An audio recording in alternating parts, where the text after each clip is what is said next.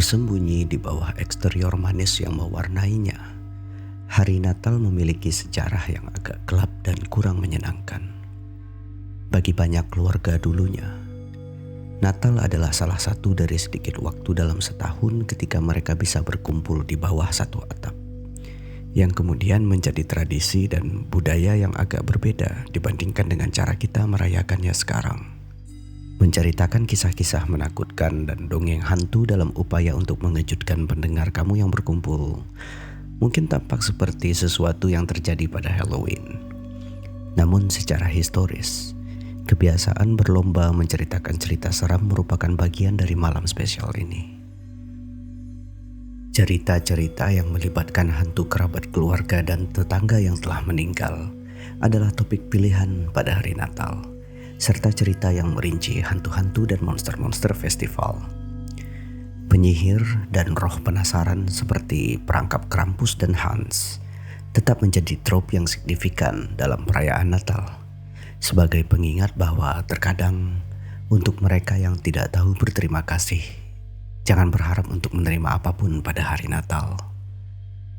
Dari waktu ke waktu, unsur-unsur yang lebih gelap ini perlahan-lahan menghilang.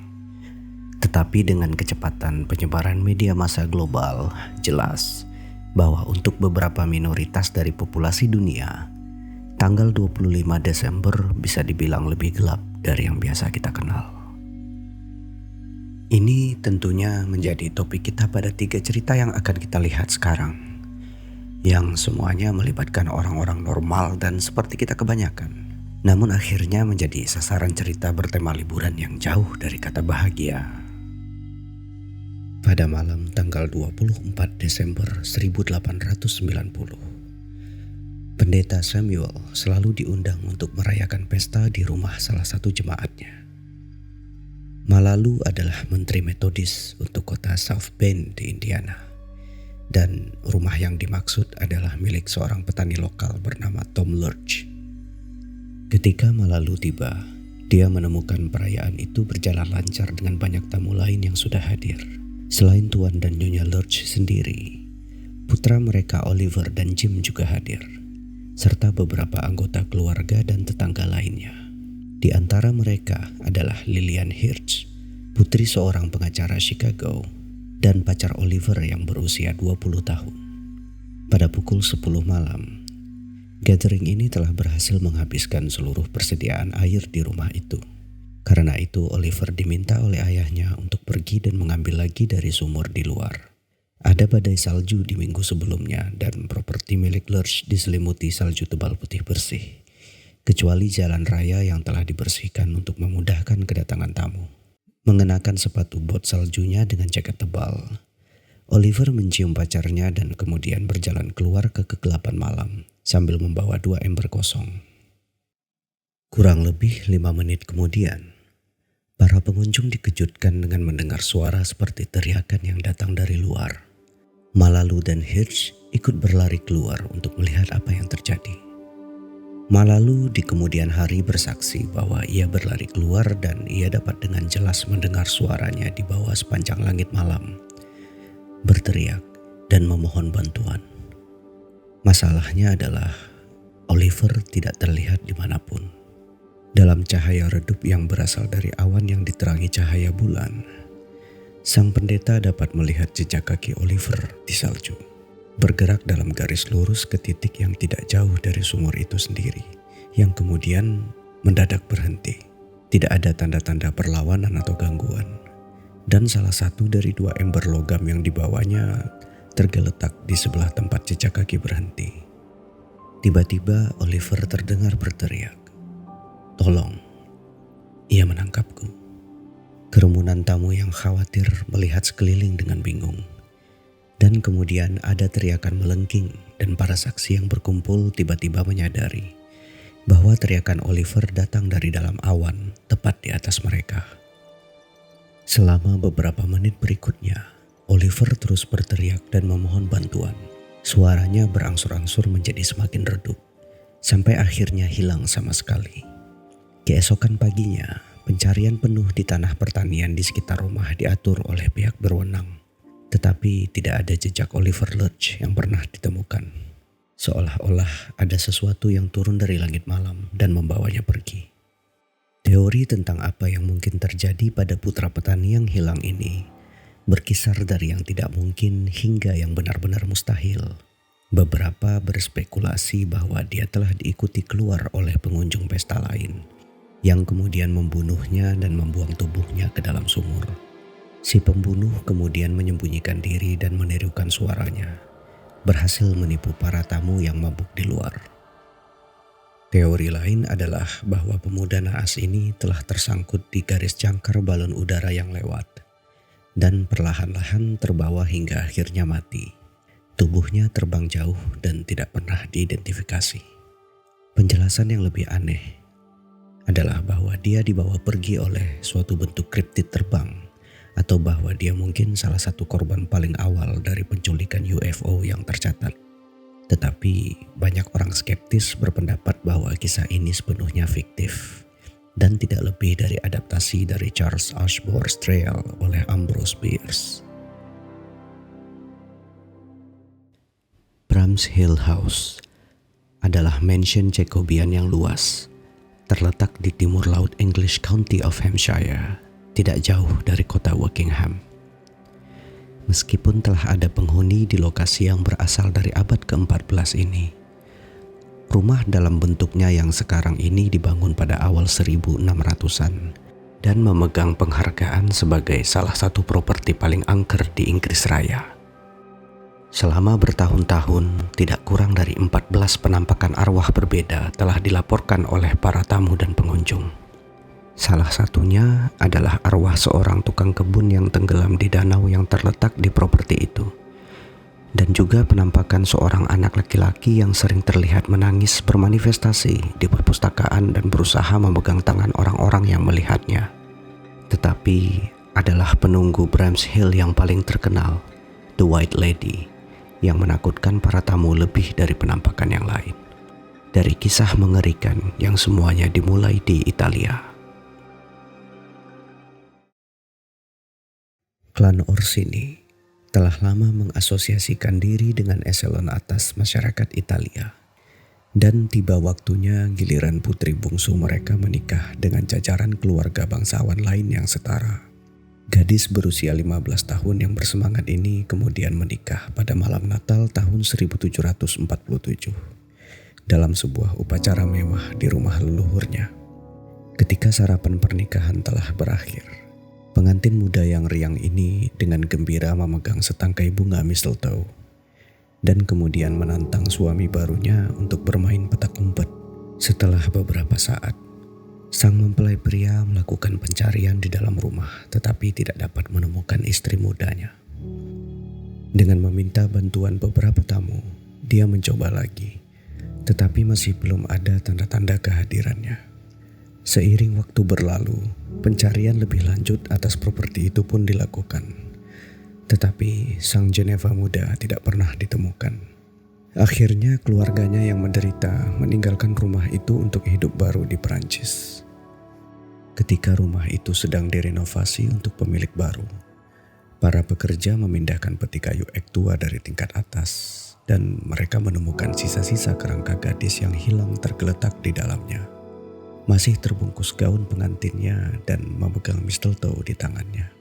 Sudah jelas bahwa setelah dia menyembunyikan dirinya di dalam peti itu, kunci pegas penutup peti itu tertutup rapat, menguburnya di dalam hidup-hidup.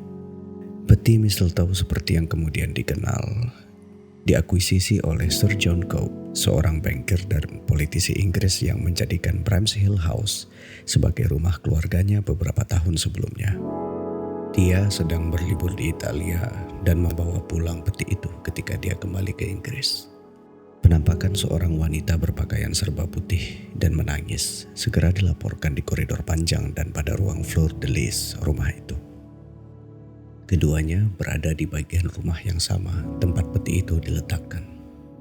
Penampakan The White Lady ini berlanjut sepanjang tahun dengan Lady Joan Penelope Cope mengingat dalam memoarnya bahwa dia dan saudara laki-lakinya telah dikunjungi oleh The White Lady di tempat tidur mereka ketika mereka masih anak-anak. Selama Perang Dunia Kedua, Raja Michael dari Yunani yang digulingkan tinggal bersama keluarganya di Bramshill House. Hampir seketika, anak-anak mendatanginya sambil menangis dan menyatakan bahwa seorang wanita berbaju putih terlihat berjalan melewati kamar tidur mereka di malam hari. Pada awalnya, Raja tidak mempercayai cerita-cerita seperti ini. Sampai dia sendiri menyaksikan hantu itu berjalan melewatinya dan menembus dinding ketika dia duduk di ruang kerjanya. Raja yang panik memerintahkan agar peti itu dieksorsis, tetapi tetap saja penampakan The White Lady itu tetap ada. Untuk beberapa waktu yang cukup lama, desa kecil Seneca di Northern Illinois terkenal karena fakta bahwa suku asli Kickapoo telah menolak untuk menerima misionaris Prancis yang berkunjung ketika pertama kali mencoba mengubah mereka menjadi Kristen selama akhir tahun 1600-an. Mereka telah menunjukkan penolakan terhadap usaha misionaris dengan membunuh dan memotong-motong mayatnya saat sang misionaris bersujud di hadapan mereka dalam doanya. Tetapi pemukiman itu secara tak terduga akan tenggelam ke dalam kesadaran, menyusul peristiwa mengerikan yang terjadi di sana pada waktu-waktu awal hari Natal tahun 1885. Insiden tersebut terjadi di sebuah lahan pertanian terpencil di pinggiran desa, tempat Patrick dan Matilda Rooney merayakan malam Natal bersama putra mereka, Jonathan, dan seorang bunuh tani bernama John Larson. Keempat penghuni tempat itu dengan riang menenggak whisky dalam jumlah yang cukup banyak malam itu, dan tidak tidur sampai larut malam. Pada dini hari berikutnya, Larson tiba-tiba terbangun setelah mengalami serangan batuk yang parah. Ia mengabaikan kejadian tersebut dan kembali tertidur lelap. Ketika dia bangun lagi beberapa saat kemudian, dia terkejut melihat bekas-bekas yang tampak seperti darah dan noda jelaga di bantalnya. Dalam keadaan bingung, dia berjalan keluar dari kamarnya ke lantai atas.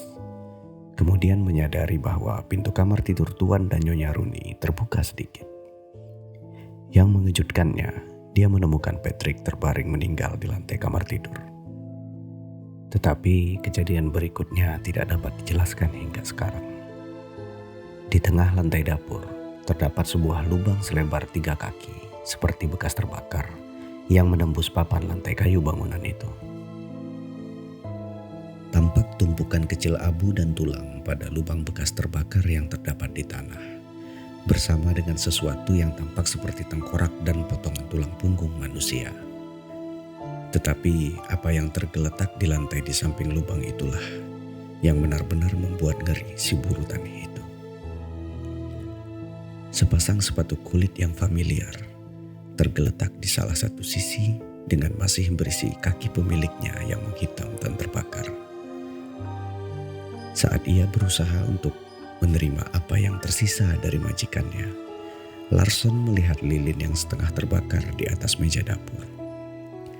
Tetapi selain zat aneh dan berminyak yang telah mengendap di langit-langit dan dinding ruangan, tampaknya tidak ada lagi yang rusak oleh api. Dokter lokal, Dr. Floyd Glendenin, yang awalnya merasa kesal karena dipanggil untuk bekerja pada hari Natal, berganti dengan perasaan tidak percaya.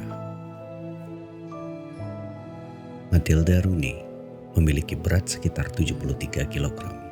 Dari sisa-sisa tumpukan jasadnya, dokter memperkirakan bahwa diperlukan suhu sekitar 1400 derajat Celcius untuk membuatnya menjadi seperti keadaan yang sekarang.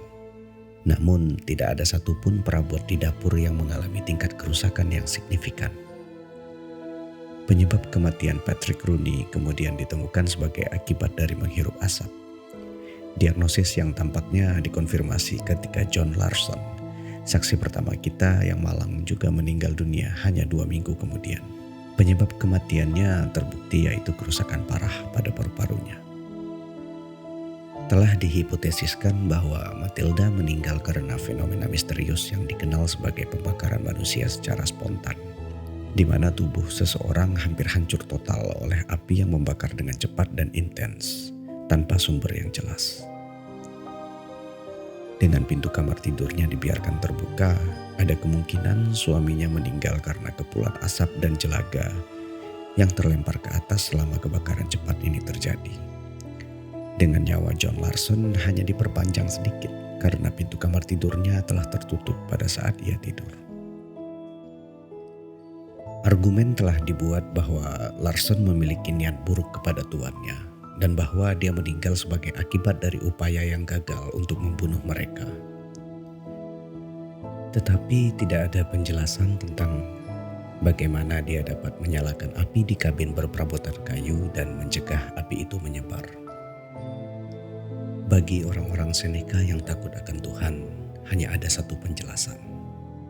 Alkohol adalah pekerjaan iblis, dan dalam hal ini, melakukan dosa meminum alkohol juga bertindak sebagai bagian dari hukumannya. Asap gas dari alkohol ini memicu nyala api lilin yang menangkap Matilda saat dia terhuyung-huyung dalam perjalanan ke atas untuk tidur. Bagaimanapun Anda memilih untuk menghabiskan masa Natal, cinta, tertawa, makan, dan minum, jika Anda memang menginginkannya, habiskanlah waktu Anda dengan orang-orang terdekat. Karena seperti yang telah saya tunjukkan, hidup ini terlalu singkat. Terima kasih untuk yang telah menonton video pertama ini. Saya akan terus mengupload cerita-cerita serupa ke depannya. Jadi pastikan tidak ketinggalan dengan subscribe. Like jika kalian suka, dislike jika tidak suka, dan sampai bertemu di video selanjutnya.